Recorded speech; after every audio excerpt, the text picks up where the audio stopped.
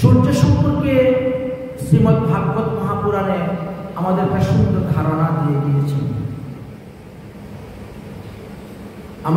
আমাদের মনের মধ্যে যে ভুল ভ্রান্তি ছিল, সুখদেব গোস্বামী পাঠ তা দূর করেছেন।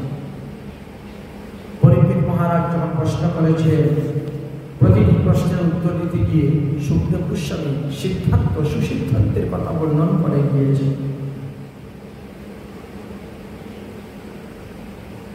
সুখদেব গোস্বামী পাদ বলছেন, হে মহারাজ পরীক্ষিত,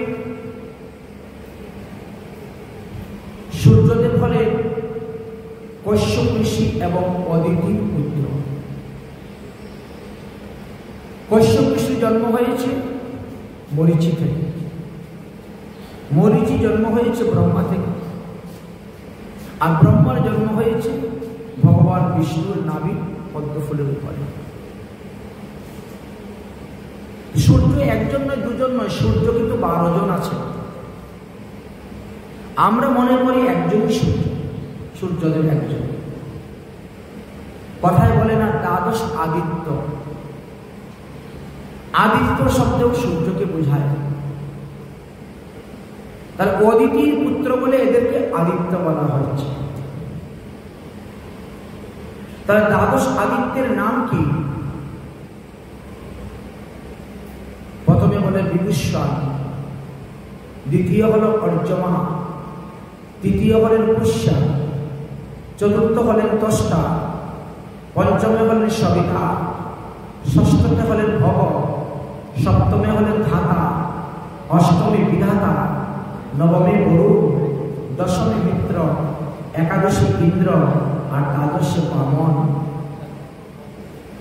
এই 12 জনকে আদিত্য বলা হয়, দ্বাদশ আদিত্য। অর্থাৎ এই 12 জনই সূর্য সদৃশ্য তাপ প্রদান করতে পারে, এতটা ক্ষমতা তাদের মধ্যে আছে। এই 12 জনের মধ্যে বিভূষণ সূর্য হলেন সব থেকে অন্যতম। এই বিভূষণ সূর্য থেকে যে সূর্যবংশ এসেছে, তাতে ভগবান রামচন্দ্র অবতীর্ণ হয়েছে। আচ্ছা, এই 12 জন সূর্যের মধ্যে পুষ্যা নামক সূর্য পেলাম আমরা। গতকালকে আমরা দক্ষযজ্ঞ লণ্ডভণ্ডের সময় কি বলেছিলাম? ওই বীরভদ্র পুষ্যা নামক সূর্যের দাঁত ভেঙে দিয়েছে। কারণ মহাদেবের নিন্দা যখন করছিলেন দক্ষ, তখন এই পুষ্যা নামক সূর্য দাঁত বের করে হাসছিলেন। আমরা অনেক সময় এরকম করি তো, কেউ যদি কারো নিন্দা করে আমরা হাসি, আনন্দ। হয়তো আমার শত্রু নিন্দা যদি কেউ করে, আমি তো হাসবই। এই অবস্থা হয়। এই জন্য দাঁত ভেঙে দিয়েছে। ভব নামক সূর্যের কথা আলোচনা হয়েছিল দক্ষযজ্ঞ লণ্ডভণ্ডেতে। ভব নামক সূর্যের চক্ষু দুইটা তুলে দিয়েছিলেন, কারণ ওই কথা বলার সময় চোখ টিপা মেরে ইশারা দিয়েছিল। অনেক সময় আমরা চোখ টিপে ইশারা দেই না, মুখে বলছি না, কিন্তু চোখ টিপে ইশারা দিয়ে বুঝিয়ে দিচ্ছি। দেখেন, চোখ তুলে দিয়েছে। যাই হোক, তাহলে বিভূষণ নামক সূর্য, যে এই বিভূষণ নামক সূর্য, তিনি বিবাহ করেছিলেন বিশ্বকর্মার কন্যা সংজ্ঞাকে বিবাহ করেছিলেন। আর বিবাহ করার পরে তিনার 3 পুত্র সন্তান জন্ম নিয়েছে। প্রথম পুত্রের নাম হলো বৈবস্বত মনু ও 2 পুত্র। দ্বিতীয় পুত্রের নাম হলো যম, আর তৃতীয় হলো কন্যা সন্তান যমুনা। যম আর যমুনা এরা ভাই বোন।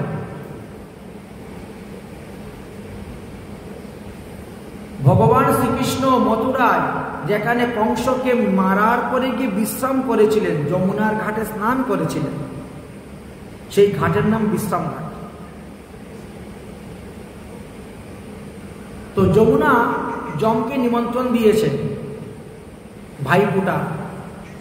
কার্তিক মাসের শুক্লা দ্বিতীয়াতে করেন না ভাইফোঁটা, ভাতৃফোঁটা বা ভাতৃ দ্বিতীয়া বলা হয়। দাদা তুমি আসো, ভাতৃ ফোঁটার নিমন্ত্রণ দ্বিতীয়া। যম এসেছিলেন ওই বিশ্রাম ঘাটে, আর যমুনা দেবীও ভাইকে ফোঁটা দিয়েছেন। যম বলছেন, বোন বোন বল বোন, আমি তোকে কি দিব? তুই তো আমাকে ফোঁটা দিলি, আমি তোকে কি দিব? বলে আমার এই ঘাটে যে স্নান করবে তার তোমার কোনো অধিকার নাই নেওয়ার, এই বর দাও। এই জন্য মথুরার বিশ্রাম ঘাটে যে ব্যক্তি যমুনায় স্নান করবেন, সে যত বড়ই পাপী হোক না কেন, জমালয়ে তাকে যাওয়া হবে না, মুক্ত, পাপ মুক্ত হয়ে যাবে। তাহলে যম এবং যমুনা হলেন ভাই বোন। এই বৈবস্বত বিভূষণ নামক সূর্যদেব বেশ শরীরে এত তেজ ছিল যে সংজ্ঞা তাহা সহ্য করতে পারতেন না। সংজ্ঞা সহ্য করতে পারতেন না বলে তিনি কি করলেন? তিনি নিজের ছায়া থেকে এক নারী সৃষ্টি করেছেন, অবিকল হুবহু একই রকম করে বলছে, তুই থাক আমার স্বামীর ঘরে, তুই আমার জায়গায়, তুই স্বামীর কাজ সেবা কর, আর আমি যাচ্ছি তপস্যা করতে। তপস্যা করে একটু শক্তি অর্জন করে আসি, আমি তো এরা তেজ সহ্য করতে পারি না। সূর্যদেবের তেজ তো প্রচুর, সহ্য করতে পারে। অতএব তোকে আমি সৃষ্টি করে দিলাম, আমার জায়গাতে তুমি থেকে কাজ করো আমি না আসা পর্যন্ত। এমনভাবে সেবা করবে, যত্ন করবে, কাজকর্ম করবে, যাতে সূর্যদেব কখনো বুঝতে পারেন না যে তুমি সংজ্ঞা নয়, তুমি ছায়া। এটা যেন বুঝতে পারেন না, তোমার নামও সংজ্ঞা। সংজ্ঞা বলে ডাক দিলেই তুমি দৌড়ে আসবে, কাজ করবে, বিন্দু মাত্র ভুল করবে না, ত্রুটি করবে না, সেবাতে কোনো অলসতা করবে না। বুঝিয়ে শিখিয়ে দিয়ে সংজ্ঞা চলে গেছেন বাপের বাড়ি। বিশ্বকর্মাকে গিয়ে বলছেন, বাবা আমি তো সূর্যদেবের তেজ সহ্য করতে পারছি না, সূর্যদেবের তেজ সংগ্রহ করার জন্য আমার তপস্যা করে শক্তি অর্জন করতে হবে। তিনি তখন দেখি যাও ওই বটবৃক্ষের নিচে বসে তপস্যা করো। বসে গেছেন সংজ্ঞা বটবৃক্ষের নিচে তপস্যা করে। সূর্যদেব তো এসেছেন, কিন্তু তিনি বুঝতে পারলেন না। সূর্যদেব কিছুতেই বুঝতে পারলেন না। সূর্যদেব মনে করেছেন তিনার স্ত্রী সংজ্ঞা, আর সেইভাবে মনে করে তার সঙ্গে তিনি অবস্থান করতে শুরু করেছেন। কিছুদিন বাস করতে করতে বৈবস্বত নামক সূর্যদেবের ঔরসে ছায়া গর্ভবতী হয়ে গেলেন। ছায়ার ঘরে শনি আর শার্বরী নামে দুটি পুত্র জন্ম নিল, আর তাপতী নামে একটি কন্যা জন্ম নিল। তিনজন। সূর্যদেব বুঝতেই পারেন না এদের নকল স্ত্রী, তিনি আসল স্ত্রী মনে করছেন। একদিন কি হয়েছে, ওই যম আর এই ছায়ার মধ্যে ঝগড়া লেগে গেছে।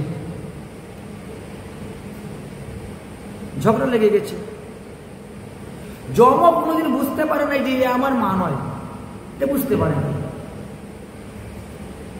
ও তো মাই মনে করে, কেউ বুঝতে পারে না এই পরিবারে। তো কোনো একটা বিষয় নিয়ে ঝগড়া লেগে গেছে। ঝগড়া লেগে মায়ের পুঁতে মারামারি শুরু হয়ে গেছে, হাতাহাতি মারামারি। যম তখন কি করেছে, ওই ছায়াকে লাথি মেরে দিয়েছে। আর তখনই ছায়া রাগ হয়ে গেছে, ও আমি তোর মা নাই বলে তুই আমাকে লাথি মেরে দিলি।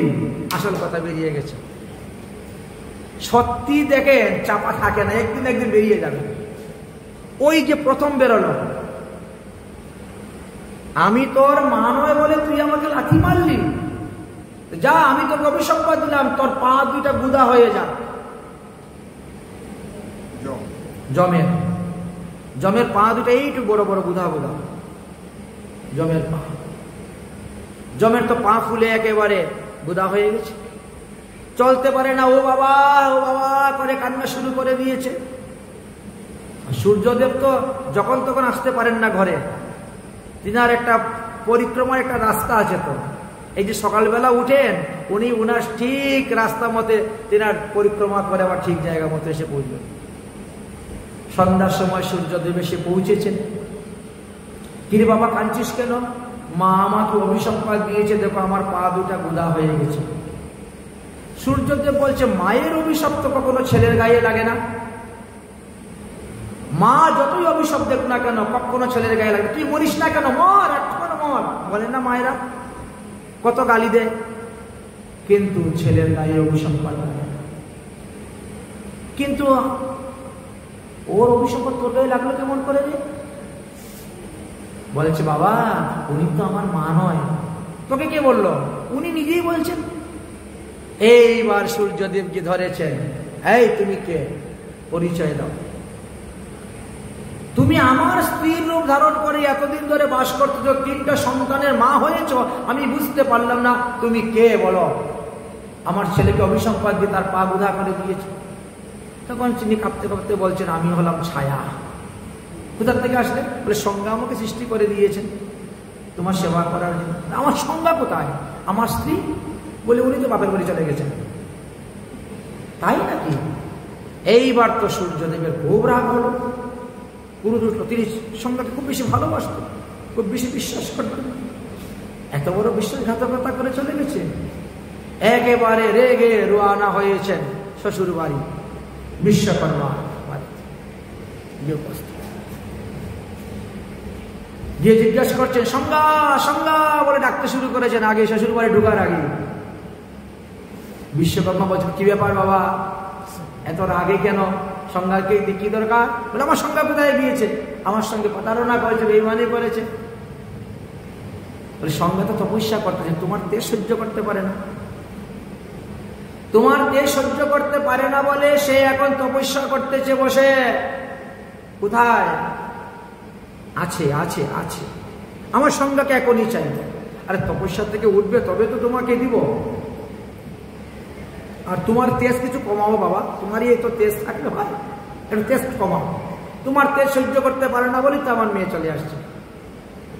তো আমি কেমন করে কমাবো? পারলে আপনি কমিয়ে দিন। বিশ্বকর্মা বলছেন, তাহলে আমার এই চাকরির মধ্যে বসো, আমি তোমার তেজ কমাবো।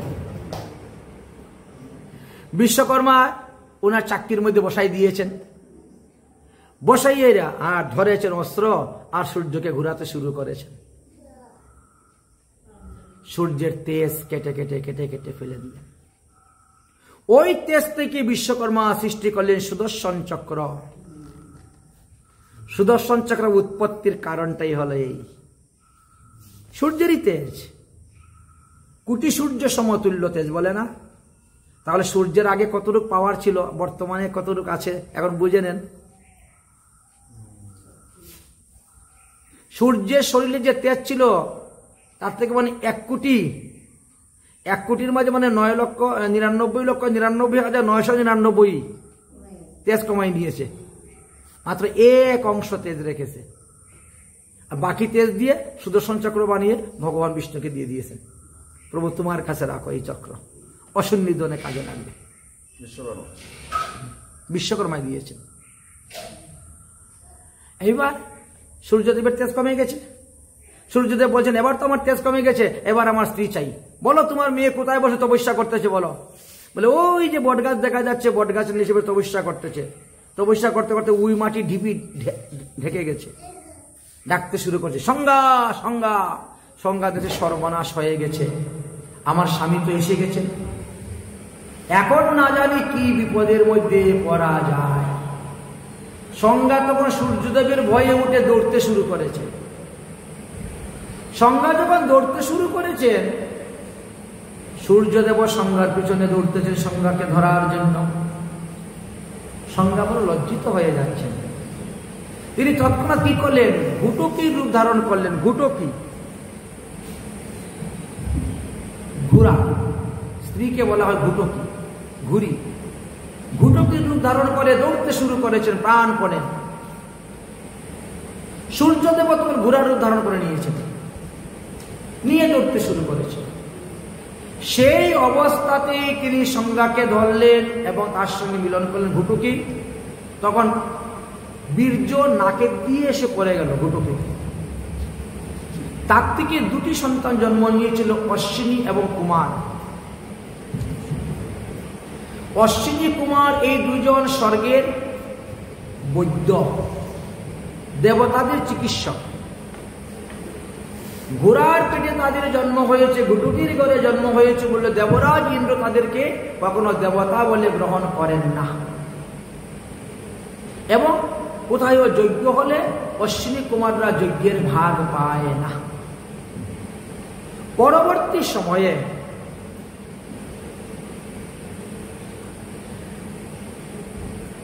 চবনমণি এই যজ্ঞের ভাগ দিয়েছিলেন অশ্বিনী কুমার। সে আরেক কাহিনী আছে, সেটা পরে আলোচনা করা হবে। তো এইভাবে সূর্যদেবের ইতিহাসের কথা জানা যায়। সূর্যদেব হলেন সমস্ত গ্রহ এবং নক্ষত্রের অধিপতি দেবতা। এই যে আমাদের 9টা গ্রহ বা 27টি নক্ষত্র, এই গ্রহ নক্ষত্রের অধিষ্ঠাত্রী দেবতা হলেন সূর্যদেব। তিনি তিনার নিজের কেন্দ্রস্থলে থেকে ত্রিলোককে তাপ প্রদান করেন, ভূ ভুব স। এই 3টি লোককে তিনি নিজে তাপ প্রদান করিয়া তাকে একটি স্থানের মধ্যে অবস্থান করিয়াছে। আর নিজ জ্যোতির দ্বারা তিনি সর্বত্র প্রকাশ করিয়া থাকেন। তিনি ক্রমশ মন্দগতি, ক্রমশ শীঘ্রগতি চলেন, কখনো বা সামান্য গতিতে চলেন। তার এই চলার অনুসারে দিন ছোট হয়, কখনো কখনো রাত্রি বড় হয়, কখনো দিন বড় হয়, কখনো রাত্রি ছোট হয়ে থাকে। এই ভূমণ্ডলের লক্ষণ বুঝাইতে গেলে আমরা একটা ছোলার সঙ্গে উদাহরণ দিতে হবে। চানা মটর ছোলা আছে না? আপনি যখন ছোলাটাকে ভিজাবেন, আজকে ভিজিয়ে রাখেন, কালকে অঙ্কুরের মতো বেরোবে এবং 2 ভাগ হয়ে যাচ্ছে আপনা আপনি। ঠিক তেমনি ভাবে ওই যে 2 ভাগের মধ্যস্থান, অন্তরিক্ষ স্থান, ওই স্থানে সূর্যদেব থাকেন, থেকে সব জায়গায় আলো দিচ্ছে। তাহলে একটি মটর বা ছোলা দানার মধ্যে যেভাবে অন্তরিক্ষ স্থান, অঙ্কুর বেরোবার স্থান অন্তরিক্ষ, এই সন্ধি স্থানের মধ্যভাগে নক্ষত্র এবং গ্রহ অবস্থান করে। মানুষ যখন জন্মগ্রহণ করে পুষ্টি বিচার হয় না, ওই সময়ে কোন কোন গ্রহ কোথায় কোথায় ছিলেন, কোন কোন নক্ষত্র কোথায় কোথায় ছিলেন, তখন আপনার জন্ম হয়েছে। ওই গ্রহ নক্ষত্রের প্রভাবটাও আপনার উপরে পড়েছে। আর এই পড়ার কারণে আপনার নানা রকম সুখ সুবিধা, অসুখ বিসুখ, আপদ বিপদ, ভালো মন্দ সবকিছু গ্রহ নক্ষত্রের দৃষ্টির উপরও হয়। কিছুটা আমাদের কর্মফল, প্রারব্ধ কর্মফল, পূর্বজন্মের পাপ পুণ্যের ফল, আর কিছুটা গ্রহ দোষে হয়। গ্রহের এক একটা গ্রহকে এক একটা শক্তি ভগবান দিয়েছে। এবং আমাদের পুষ্টির মধ্যে দেখবেন 12টা ঘর থাকে, পুষ্টির মধ্যে 12টা ঘর থাকে, কিন্তু গ্রহ তো 9টা। প্রত্যেকেরই দেখা যায় 2-3টা ঘর খালি থাকে। কারো 2 ঘর খালি, কারো 3 ঘর খালি, 4 ঘর খালি, কারো 5 ঘর খালি আছে। কারো একই ঘরের মধ্যে 2-3 গ্রহের দৃষ্টি পড়ে গেছে, এমনও হয়। তাই এখানে বলছেন এই গ্রহ নক্ষত্রের অবস্থানের উপরে জীবের উপরও কিছু ক্রিয়া করে। এক একটা গ্রহের এক এক রকম শক্তি আছে। তাই সেখান থেকে অবস্থান করে তিনি এই যে সূর্যের উত্তরায়ণ এবং দক্ষিণায়ন বা বিষুব বলা হয় বা সংক্রান্তি বলা হয়, এইগুলোও সব সূর্যদেবের গতির অনুসারে, গতির কারণেই হয়ে থাকে। সূর্য যখন মেষ রাশিতে গমন করেন অথবা সূর্য যখন তুলা রাশিতে গমন করেন, তখন দিন এবং রাত্রি সমান হয়। তো মেষ বলতে বৈশাখ মাস, 12 মাসের সঙ্গে 12টা রাশির আবার সংযুক্ত আছে। মেষ বলতে বৈশাখ মাস, বৃষ বলতে জ্যৈষ্ঠী মাস, মিথুন বলতে আষাঢ় মাস, কর্কট বলতে শ্রাবণ মাস, সিংহ বললে ভাদ্র মাস, কন্যা বললে আশ্বিন মাস, তুলা বললে কার্তিক মাস, বৃশ্চিক অগ্রহায়ণ মাস, ধনু পৌষ মাস, মকর মাঘ মাস, কুম্ভ ফাল্গুন মাস, আর মীন চৈত্র মাস। দেখবেন এই 12 মাসে 12 জন সূর্য যে উদয় হয় তার প্রমাণ আসতেছে। এক একটা রাশিতে এক একটা সূর্য আসে। সূর্য যখন বৃশ্চিক রাশি, মিথুন রাশি, কর্কট রাশি, সিংহ রাশি, কন্যা রাশিতে থাকেন, অবস্থান করেন, অর্থাৎ জ্যৈষ্ঠী, আষাঢ়, শ্রাবণ, ভাদ্র, আশ্বিন অবস্থান করেন, তখন রাত্রি ছোট হইতে থাকে এবং দিন বড় হইতে থাকে। সূর্য যখন বৃশ্চিক রাশি, ধনু রাশি, মকর রাশি, কুম্ভ রাশি, মীন রাশিতে গমন করেন, অর্থাৎ অগ্রহায়ণ, পৌষ, মাঘ, ফাল্গুন, চৈত্র, তখন তোমার রাত্রি বড় হচ্ছে। আমাদের শীতের সময় রাত্রি বড় থাকে, দিন ছোট থাকে, রাত্রি বড় হচ্ছে, দিন ছোট থাকে। সূর্যের গমনাগমনের কারণে আমাদের উত্তরায়ণ, দক্ষিণায়ন হয়ে থাকে। দক্ষিণায়ন আরম্ভ থেকে দিনমান অল্প অল্প করে বৃদ্ধি পাইতে থাকে। উত্তরায়ণ আরম্ভ হইলে দিনমান ধীরে ধীরে বড় হইতে থাকে, রাত্রি বড় হইতে থাকে। দক্ষিণায়ন বলতে 6 মাসকে বোঝায়, শ্রাবণ, ভাদ্র, আশ্বিন, কার্তিক, অগ্রহায়ণ, পৌষ মাস। আর উত্তরায়ণ বলতে মাঘ, ফাল্গুন, চৈত, বৈশাখ, জ্যৈষ্ঠ, আষাঢ়। এই আষাঢ় মাসে শয়ন একাদশীর আগেই আমাদেরকে বিগ্রহ প্রতিষ্ঠা করতে হয়। শয়ন একাদশী হইতে উত্থান একাদশীর মধ্যে এই 4 মাস বিগ্রহ প্রতিষ্ঠা করা নিষিদ্ধ। যদি এই 4 মাসের মধ্যে কেউ বিগ্রহ প্রতিষ্ঠা করে তাহলে তার পরিবারের একজন মারা যাবে। এটি হরিভক্তি বিলাসে পরিষ্কার লেখা আছে। এই জন্য উত্তরায়ণে বিগ্রহ প্রতিষ্ঠা করাই অতি উত্তম। অধিকাংশ লোকে দেবেন সরস্বতী পূজার দিন বিগ্রহ প্রতিষ্ঠা করে, কারণ ওই দিন সমস্ত শুভ কর্ম করা যায়। শ্রী পঞ্চমী, মাঘী শুক্লা পঞ্চমী তিথি, এতদিন আর অন্যান্য দিনও আছে পঞ্জিকায় দেওয়া থাকে বিগ্রহ প্রতিষ্ঠার দিন, তিথি, নক্ষত্র, মাস, বার সবই দেওয়া আছে। সেই তিথি নক্ষত্র দেখে বিগ্রহ প্রতিষ্ঠা করলেই উত্তম হয়। সূর্যোদয় এক দিবসে কতটা পথ চলেন জানেন? এক দিবসে 9,51,00,000 যোজন পথ চলেন। মানসরোবর পর্বত থেকে তিনার পরিক্রমাটা আরম্ভ হয়। তো আগেরকার দিনের হিসাব তো যোজন, এক যোজন সমান আমাদের হলো 12 কিলোমিটার। তাহলে এই যে 9 কোটি বললে, 9,51,00,000কে যদি আমরা 12 দিয়ে গুণ করি তাহলে তো আমাদের হিসাব পেয়ে গেলাম কিলোমিটারটা। তাহলে সূর্যোদয় একদিনে 114 কোটি 12 লক্ষ কিলোমিটার রাস্তা চলেন। পারেছে কোনো বৈজ্ঞানিক তৈরি করতে এমন কোনো যন্ত্র যে একদিনে 114 কোটি 12 লক্ষ কিলোমিটার তিনি চলছেন, এবং একদিন নয় প্রতিদিন চলতেছে। না কোনো পেট্রোল লাগতেছে, না কোনো ডিজেল লাগতেছে, না কোনো ইলেকট্রিক চার্জ লাগতেছে, কোনো কিছু নাই। সূর্য নারায়ণ তো আমাদের একজন ভগবান, সূর্য দেবতা তো আমাদের একজন দেবতা। যে সমস্ত বিধর্মী লোকেরা দেবতাদের হিংসা করে, দেবতা ভাঙে, এরা পারবে সূর্যকে ভাঙতে? তারা পারবে আমার জল দেবতাকে নষ্ট করতে? তারা পারবে আমার অগ্নি দেবতাকে নষ্ট করতে? ক্ষমতা নেই। পারবে আমাদের বায়ু দেবতাকে নষ্ট করতে? বায়ু আমাদের দেবতা, পবন দেবতা বায়ু। পৃথিবী আমাদের দেবতা, পৃথিবী মাতা। আমরা গৃহ প্রবেশ করতে গেলে পৃথিবী পূজা করি, ভূমি মাতার পূজা করে যাই।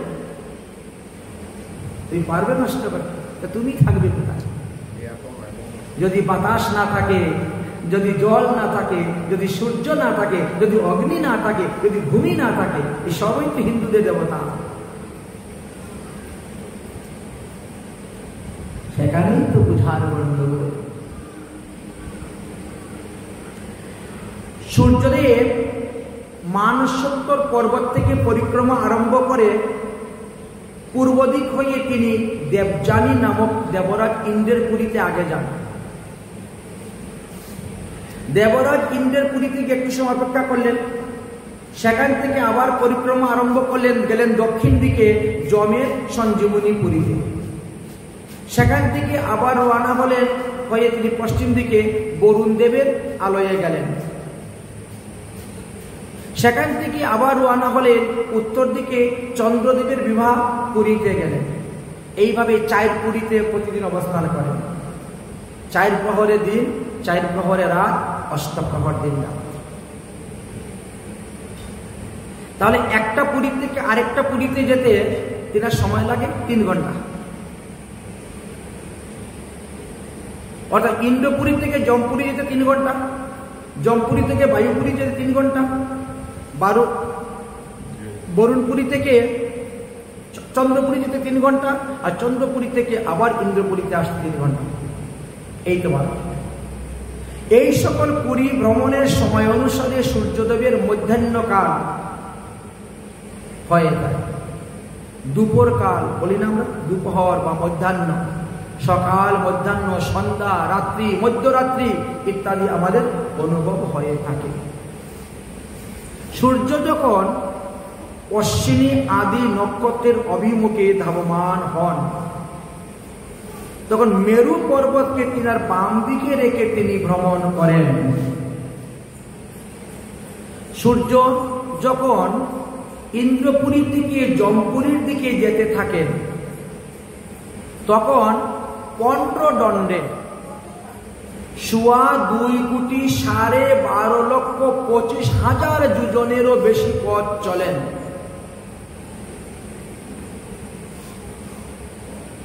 বললেন যে 15 দণ্ড, তো 1 দণ্ড সমান হলো আমাদের 24 মিনিট। তো 24 মিনিটকে যদি আপনি 15 দিয়ে গুণ করেন, তাহলে এখানেই আপনার মিনিট বেরিয়ে যাবে, মিনিট বেরিয়ে যাবে। অর্থাৎ 2,37,75,000 দুজন পর্যন্ত 12 দিয়ে যদি গুণ করা হয়, 28,53,00,000 কিলোমিটার পথ চলেন মাত্র 15 দণ্ডে। তো 2.5 দণ্ডে 1 ঘটিকা বলা হয়, 2.5 ঘটিকায় 1 ঘন্টা বলা হয়।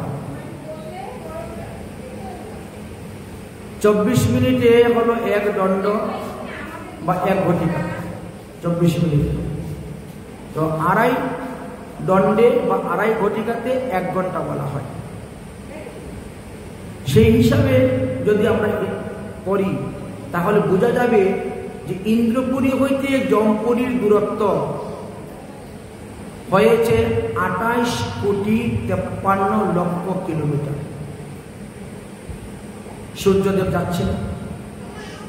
আবার জমপুরী থেকে বরণপুরীর দূরত্ব ওই 28,53,00,000 কিলোমিটার, 28,53,00,000 কিলোমিটার। সেখান থেকে চন্দ্রপুরীও একই অবস্থা। তো সেই হিসাবে যদি গণনা করা যায়, তাহলে দেখা যায় সূর্যদেব 1 মিনিটে 7,92,500 কিলোমিটার রাস্তা চলেন। আমাদের বুলেট ট্রেন তাহলে মিনিটে কত যাবে? ঘন্টায় যায় 300 কিলোমিটার, তাহলে মিনিটে আর কতই হচ্ছে। কিন্তু সূর্যদেব 1 মিনিট সময়ে 7,92,500 কিলোমিটার রাস্তা চলেন। তার স্পিডটা কত, বেগটা কত চিন্তা করেন। সূর্যদেব 1 ঘন্টায় 4,40,00,000 ৭৫,৫০,০০০ কিলোমিটার রাস্তা চলেন। সূর্যদেব একদিনে ১১৪,১২,০০,০০০ কিলোমিটার রাস্তা তিনি অতিক্রম করিয়া থাকেন। সূর্যদেবের এই রথের এক ভাগ মেরু পর্বতের শিকার উপরে, অন্য ভাগ মানসোত্তর পর্বতের উপরে অবস্থান করিতেছে। সূর্যদেবের যে রথ, এই রথের মধ্যে তৈলযান চক্রের ন্যায় অক্ষ এবং চক্রগুলো অবস্থান করতেছে, সেইগুলা ভ্রমণ করিতেছে। সূর্যদেবের রথের মধ্যে উপবেশন করার স্থানের দৈর্ঘ্য হল ৩৬ লক্ষ যোজন। রথটা কত বড়! সূর্যদেবের রথই হল ৪,৩২,০০,০০০ কিলোমিটার লম্বা।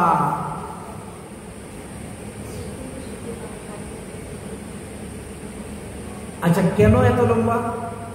তার কারণটা পিছনে আসবে। সূর্যদেবের রথ হল ৪,৩২,০০,০০০ কিলোমিটার লম্বা। সূর্যদেবের রথের প্রস্থ হল ৯ লক্ষ যোজন, অর্থাৎ ১,০৮,০০,০০০ কিলোমিটার।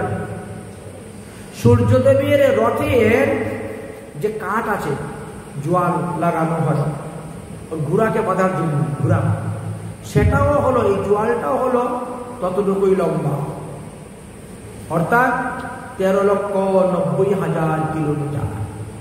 তাতে বোঝা গেল সূর্যদেবের রথটা এত বড়, এত ভারী, এত লম্বা কেন? বললেন যে ১৩ লক্ষ। সূর্যদেবের আয়তন যদি বিচার করা হয়, তাহলে সূর্যদেব বলেন পৃথিবী হইতে ১৩ লক্ষ গুণ বড়। ১৩ লক্ষ পৃথিবী একত্রিত করলে যতটুক জায়গা নিবে তত বড় সূর্যদেব। এই জন্য রথটাও সেরকম বড়। ১-২টা পৃথিবী নয়, ১৩ লক্ষ পৃথিবী যতটুক হবে সূর্যদেব একাই তত বড়। অথচ আমরা ঘুমের থেকে উঠে পূর্ব দিকে দেখি একটা কাঁসার থালা। কাঁসার থালা যত বড় তত বড়।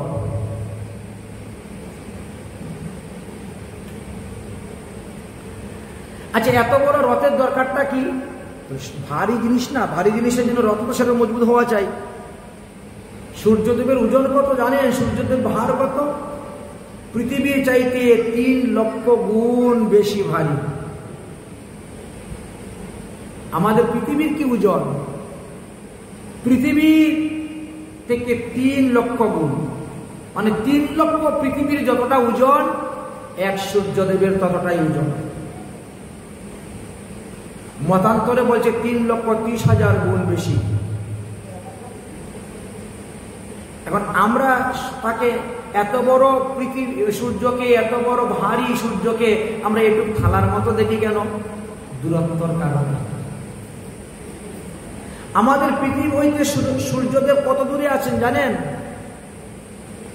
১৪,৯৬,০০,০০০ কিলোমিটার দূরে।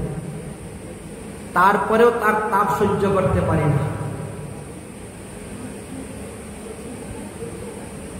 সূর্যদেব আমাদের পৃথিবী হইতে ১৪,৯৬,০০,০০০ কিলোমিটার দূরে আছেন। তারপরে বলি, সূর্যদেব আপনার সেটিংটা একটু ঠিক করুন, টেম্পারেচারটা কমান, আমরা গরম সহ্য করতে পারছি না, সেটিংয়ে গড়বড় হয়ে গেছে, গরম বেশি লাগতেছে, পরে গেছে। কত অন্যয় বিনয় করে। সূর্যদেবের রথকে টেনে নিয়ে যাওয়ার জন্য ৭টা ঘোড়া আছে। এত বড় রথটাকে টানবে, এই জন্য ৭টা ঘোড়া। সূর্যদেবের রথের সারথীর নাম হলো অরুণ দেব। তিনি হলেন গরুড়ের ভাই। কশ্যপ ঋষি ১৫ জন স্ত্রীর মধ্যে একজন স্ত্রীর নাম ছিল এই না ওটা আরেকজন কশ্যপ, তাক্ষক নামক কশ্যপ। তাক্ষক নামক কশ্যপের ৪ জন স্ত্রী ছিল। এক স্ত্রীর নাম ছিল বনিতা। ওই বনিতা থেকে গরুর আর অরুণের জন্ম হয়েছিল। গরুর হয়ে গেলেন ভগবান বিষ্ণুর বাহন, আর তিনি হয়ে গেলেন সূর্যদেবীর রথের সারথি। সূর্যদেবী রথের মধ্যে বসে সূর্যদেবকে স্তুতি করে ৬০,০০০ বাল্যপিল্য মুনিগণ রথের মধ্যে বসে স্তুতি করেন। সূর্যদেব যত সময়ের মধ্যে পৃথিবী মণ্ডল থেকে আকাশমণ্ডল পরিক্রমা করেন, ভ্রমণ করেন, সেই ক্রম অনুসারে আমাদের বৎসর, সংবৎসর, ইরাবৎসর, অনুবৎসর, পরিবৎসর ইত্যাদি হয়ে থাকে। পঞ্জিকার মধ্যে লেখা থাকে এখানে সংবৎসর, পরিবৎসর, ইদাবৎসর, অনুবৎসর, এইভাবে লেখা থাকে। বৎসর শব্দটা কোথা থেকে আসছে? বৎস ধাতুর উত্তরে স্মরণ প্রত্যয় যুক্ত হয়ে এই বৎসর শব্দটা নিষ্পন্ন হয়েছে। বিষ্ণু পুরাণে তার বিস্তারিতভাবে ব্যাখ্যা দিয়েছেন, ভাগবতে সংক্ষেপে বলে দিয়েছেন। বিষ্ণু পুরাণে উল্লেখ আছে যে লাবণ্য, সৌর, চন্দ্র, নক্ষত্র এই ৪টির উপর ভিত্তি করে মাস গণনা করা হয় এবং বৎসর গণনা করা হয়। এই জন্য বৎসরকে ৪ ভাগে ভাগ করা হয়। আমরা খালি দুটাই জানি, একটা চান্দ্রমাস্য আর একটা সৌরমাস্য।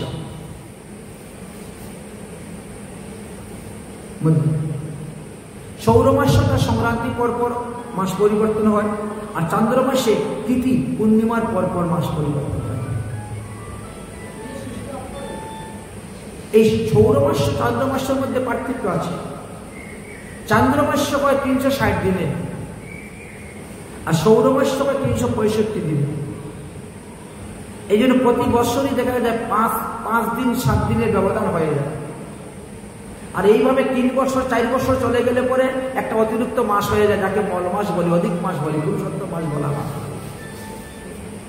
এই সামঞ্জস্য বজায় রাখার জন্য এই অধিক মাসটা ব্যবহার করা হয়। তাহলে পরিবৎসর বলতে আমরা কি বুঝি? পরিবৎসর বলতে ৩৬৫ দিন, সংবৎসর বলতে ৩৬৪ দিন। বোঝায়। আর ইরাবৎসর বলতে মল মাস বা অশুভ মাস যখন মাস সেটাকে বোঝায়। অনুবৎসর বলতে কোনো একটা নির্দিষ্ট তিথি অনুসারকে বোঝানো হয়। অনুবৎসর এইভাবে সমস্ত ভাগ করেছে। পৃথিবী একবার সূর্যের চারপাশে ঘুরতে আসতে সময়কে বোঝায় ১ বৎসর বা ১ অব্দ বা বছর ইত্যাদি শব্দ বা ১২ মাস বোঝানো হয়।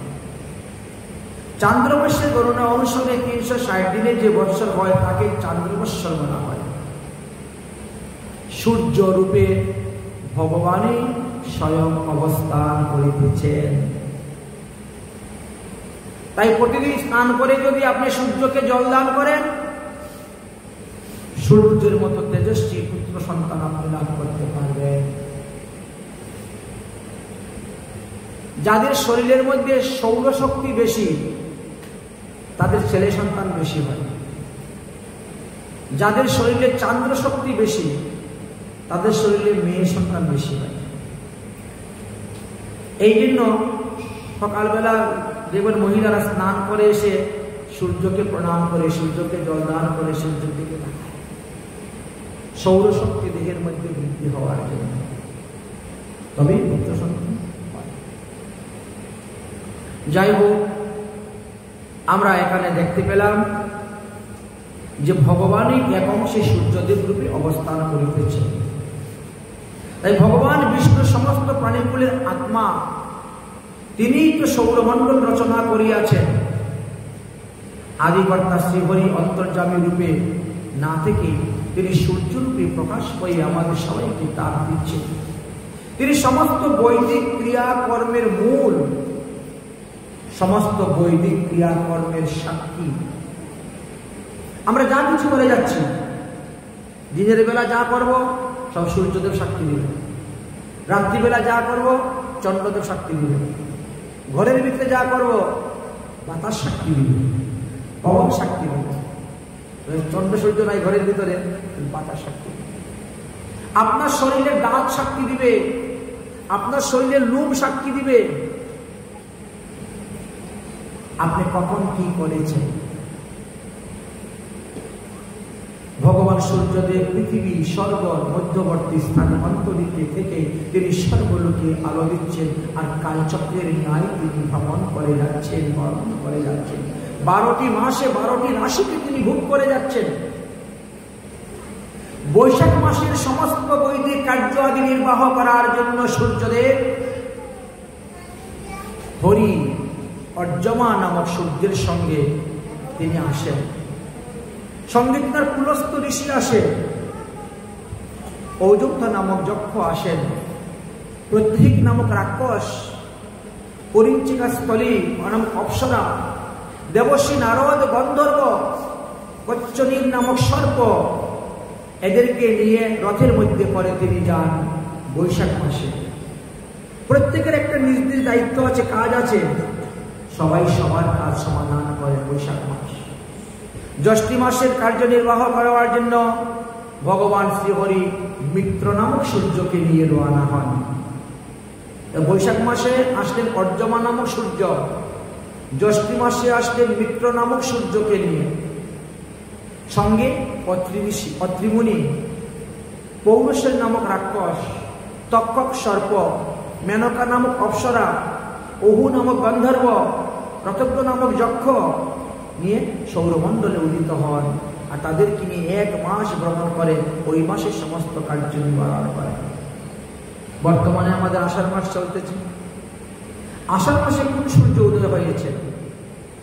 আষাঢ় মাসের কার্য নিবারণ করার জন্য শ্রীহরি বরুণ নামক সূর্যকে নিয়ে উদয় হয়েছে। বিশিষ্ট নামক ঋষি তিনার সঙ্গে আছে, রম্ভা নামক অপ্সরা আছে নাচ গান করার জন্য, সহজনী নামক যক্ষ অবস্থান করতেছেন, ওহু নামক গন্ধর্ব, শুক্র নামক নাগ, বিচরত নামক রাক্ষস সঙ্গে নিয়ে সৌরমণ্ডলে উদিত হয়ে প্রত্যেককে নিজ নিজ কার্য সমাধান করতেছে। সামনে শ্রাবণ মাসে কোন সূর্যদেব আসবে? শ্রাবণ মাসের কার্য নির্বাহ করার জন্য শ্রীহরি ইন্দ্র নামক সূর্যকে সঙ্গে করে নিয়ে আকাশমার্গে উদিত হন, আর তার সঙ্গে অঙ্গিরা নামক ঋষি, বিশ্ববস্ত্র নামক গন্ধর্ব, শ্রুত্তা নামক যক্ষ, এলাপত্র নামক নাগ, প্রমোচ নামক অপ্সরা এবং বর্ষ নামক রাক্ষসকে সঙ্গে করে নিয়ে সৌরমণ্ডলে এসে উদয় হন, আর তিনি সেই কার্য নিবারণ করেন। ভাদ্র মাসের কার্য নিবারণ করার জন্য ভগবান শ্রীহরি বিভীষণ নামক সূর্য আসলেন ভাদ্র মাসে। বিভীষণ নামক সূর্যকে নিয়ে ভগবান ভাদ্র মাসে এসে উপস্থিত হলেন। সঙ্গে ভৃগু ঋষি, উগ্রসেন নামক গন্ধর্ব, ব্যাঘ্র নামক রাক্ষস, আসর নামক যক্ষ, অনুপমা নামক অপ্সরা, শঙ্কপাল নামক নাগ সঙ্গে নিয়ে তিনি আকাশমার্গে উদিত হয়েছে। সেই রথের মধ্যে সবাইকে নিয়ে ভ্রমণ করবেন সেই মাসের কার্য নিবারণ করার জন্য। আশ্বিন মাসের কার্য নিবারণ করার জন্য ভগবান শ্রীহরি ত্বষ্টা নামক সূর্যকে সঙ্গে করে নিয়ে গিয়েছেন। আমরা একটু পরেই পাবো ত্বষ্টার জীবনে, যে ত্বষ্টার পুত্র বিশ্বরূপকে দেবতারা গুরু করেছিলেন, সেই ত্বষ্টা সূর্য। ত্বষ্টা নামক সূর্যকে নিয়ে ভগবান আশ্বিন মাসে উদয় হইয়া থাকেন। সঙ্গে যমদগ্নি মুনি, কম্বল নামক নাগ, তিলোত্তম নামক অপ্সরা, ব্রহ্মবেত নামক রাক্ষস, শতজিৎ নামক যক্ষ, ধৃতরাষ্ট্র নামক গন্ধর্ব, এদেরকে সঙ্গে নিয়ে সৌরমণ্ডলে যান, আর প্রত্যেকে নিজ নিজ কার্যে তারা সাধন করিয়া থাকেন। কার্তিক মাসের কার্য নিবারণ করিবার জন্য ভগবান শ্রীহরি বিষ্ণু নামক সূর্যকে সঙ্গে করে নিয়ে আকাশ মার্গে উদিত হন, আর তিনি সঙ্গে বিশ্বামিত্র নামক ঋষিকে নেন, অপসত নামক নাগকে, রম্ভা নামক অপ্সরাকে, আর সহ্যবচা নামক গন্ধর্ব, সত্যজিৎ নামক যক্ষ এবং মখাপেত নামক রাক্ষসকে সঙ্গে করে নিয়ে সৌরমণ্ডলে উদিত হয়ে নিজ নিজ কার্য সম্পাদন করেন। অগ্রহায়ণ মাসের কার্য নির্বাহ করার জন্য ভগবান অংশ নামক সূর্যকে সঙ্গে করে নেন, আর তার সঙ্গে কৈশ্যপ নামক ঋষি, তাক্ষক নামক যজ্ঞ, সুতস্যেন নামক গন্ধর্ব, উর্বশী নামক অপ্সরা, বিদ্যুৎ চক্র নামক রাক্ষস, মহাশঙ্খ নামক নাগ নিয়ে সৌরমণ্ডলে উদিত হন আর প্রত্যেকে নিজ নিজ কার্য সম্পন্ন করেন। পৌষ মাসের কার্য নিবারণ করার জন্য শ্রীহরি ভগ নামক সূর্যকে নিয়ে আকাশ মার্গে উদিত হন আর তার সঙ্গে আয়ু নামক ঋষি, অরিষ্ট নামক গন্ধর্ব, অনু নামক যক্ষ, পূর্বচিতি নামক অপ্সরা, পুষ্য নামক রাক্ষস, কর্কট নামক নাগ সঙ্গে নিয়ে উদিত হন আর তারাও প্রত্যেকে নিজ নিজ কার্য সম্পাদন করেন। মাঘ মাসের কার্য নির্বাহন করিবার জন্য ভগবান শ্রীহরি পুষ্য নামক সূর্যকে নিয়ে উদয় হন আর তার সঙ্গে গৌতম ঋষি, সুষেন নামক গন্ধর্ব, সুরুচি নামক যক্ষ, গীতাচি নামক অপ্সরা, বাত নামক রাক্ষস, ধনঞ্জয় নামক নাগ সঙ্গে নিয়ে সৌরমণ্ডলে উদিত হন হয়ে প্রত্যেকে নিজ নিজ কার্য সম্পাদন করেন। ফাল্গুন মাসের কার্য নিবারণ করার জন্য ভগবান শ্রীহরি পর্যমা নামক সূর্যকে নিয়ে আকাশ মার্গে উদিত হন আর তার সঙ্গে ভরদ্বাজ নামক ঋষি, বিশ্ব নামক গন্ধর্ব, ঋতু নামক রাক্ষস, সেনজিৎ নামক অপ্সরা, বর্চা নামক রাক্ষস, ঐরাবত নামক সর্পকে সঙ্গে করে নিয়ে আকাশ মার্গে উদিত হন। চৈত্র মাসের কার্য নির্বাহন করার জন্য ভগবান শ্রীহরি ধাতা নামক সূর্যকে সঙ্গে করে নিয়ে আকাশ মার্গে উদিত হইয়া থাকেন আর তিনার সঙ্গে পুলস্ত ঋষি, তুম্বরা নামক গন্ধর্ব, ঋতুক্ষ নামক যক্ষ, তৃতস্তরী নামক অপ্সরা, হেতু নামক রাক্ষস, বাসকি নামক সর্প এদেরকে সঙ্গে নিয়ে আকাশ মার্গে উদিত হন। কাল রূপধারী ভগবান সূর্যদেব উদিত হওয়ার অস্ত যান আর আমাদের জীবনে এক একটা করে দিন কমতে থাকে। তাই সূর্যদেব হলে আমাদের কাল হরণকারী, তিনি আমাদের সময়কে হরণ করে নিয়ে যান, কাল হরণকারী তাকে বলা হয়েছে। এইভাবে বৈশাখ মাস থেকে আরম্ভ করে চৈত্র মাস পর্যন্ত, এই 12 মাস পর্যন্ত এইভাবে তিনি উদয় হন। সূর্যদেবের লীলা কথা বড় অসাধারণ। এই সূর্যদেবের গমনাগমনের কারণেই সকালবেলা, মধ্যাহ্নকাল, সন্ধ্যাকাল, রাত্রিকাল ইত্যাদি হইয়া থাকে। সূর্যদেবের এই শ্রেণীবিভাগ সম্পর্কে যে ব্যক্তি শ্রবণ করবেন তিনিও সমস্ত পাপ থেকে মুক্ত হইবে। এই জন্য সূর্যদেবের কথা বিস্তারিত ভাবে বর্ণন করলেন সুখদেব গোস্বামী পাদ। অতঃপর সপ্তঋষি মণ্ডলের কথা বর্ণন করলেন। সপ্তঋষি মণ্ডলের 13 যোজন দূরেতে ধ্রুবলোক অবস্থান করতেছেন। গতকালকে যে আমরা ধ্রুব চরিত্রের কথা বললাম, সেই ধ্রুবলোকের কথা বর্ণন করলেন। তারপরে বললেন সূর্যদেব হইতে অযুত যোজন দূরে আমাদের এই গ্রহগুলো অবস্থান করতেছেন। এই যে আমাদের 9টি গ্রহ আছে, এই 9টি গ্রহের কথা বললেন, প্রত্যেক অবস্থান করতেছে। একজন থেকে আরেকজনের দূরত্ব অনেক বহুদূর। তারপরে সপ্ত পাতাল, সপ্ত স্বর্গের কথা আলোচনা করলেন। ভুব স মহ জন তপ সত্য, এই হলো 7টি স্বর্গ। ঠিক তেমনিভাবে 7টি পাতাল আমাদের আছে, তল, অতল, বিতল, সুতল, তলাতল, মহাতল, রসাতল, পাতাল। এই 14 ভুবনের কথা বললেন। এই 14 ভুবনটা ব্রহ্মা সৃষ্টি করেছেন। ব্রহ্মা যে পদ্মফুলের উপরে জন্ম নিয়েছিলেন, এই পদ্মফুলের যে মৃণাল, ওই মৃণালটিকে 14 ভাগে বিভক্ত করে তিনি এই 14টি সৃষ্টি করেছেন। বললেন যে আমাদের মাটির নিচে যে 7টা তল আছে, সপ্ত পাতাল, এর মধ্যেও কিন্তু লোক বসবাস করে। বলছেন অতলে ময়দানবের পুত্র বাস করতেছে অসুরগণ। অতলের নিচে বিতল, ওখানে হাটেকেশ্বরে মহাদেব অবস্থান করতেছে সমস্ত ভূত প্রেতদেরকে নিয়ে। বিতলের নিচে হলো সুতল, সেখানে বিরোচনের পুত্র বলি, বলি রাজা আছেন। আগামী মন্বন্তরে তিনি দেবরাজ ইন্দ্র হইবেন। তারপরে হলো সুতল, সুতলের বিতলের পরে আসলো সুতল, সুতলের বিরোচনের অবস্থা। সুতলের পরে আসলো তলাতল, তলাতলে ত্রিপুরা সুর নামক মহাভয়ঙ্কর ভয়ঙ্কর রাক্ষস দানবরা বাস করেন।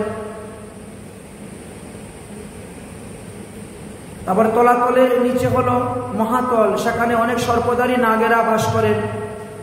মহাতলের নিচে হয়েছে পাতাল, রসাতল, আর রসাতলে দানবগণ বাস করেন।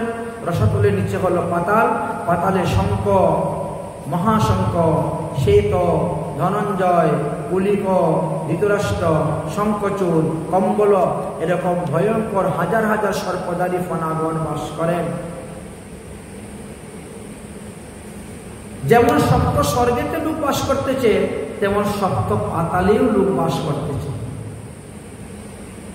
আর আমরা তো আছি সব জায়গাতে। তো যে যেমন কর্ম করব, সেই কর্ম অনুসারে তাদের জন্ম হইবে।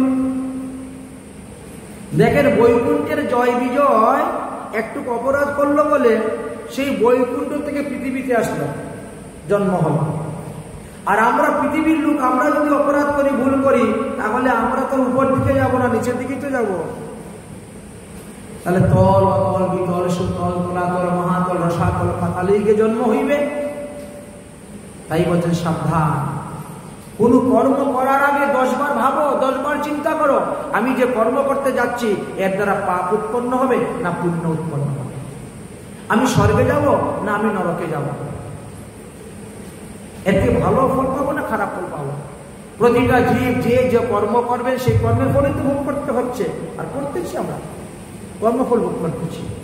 এই জন্য বললেন কর্ম করতে অতি সাবধানের সহিত করো। এমন কর্ম যে কর্মের দ্বারা উত্তম ফল লাভ করা যায়।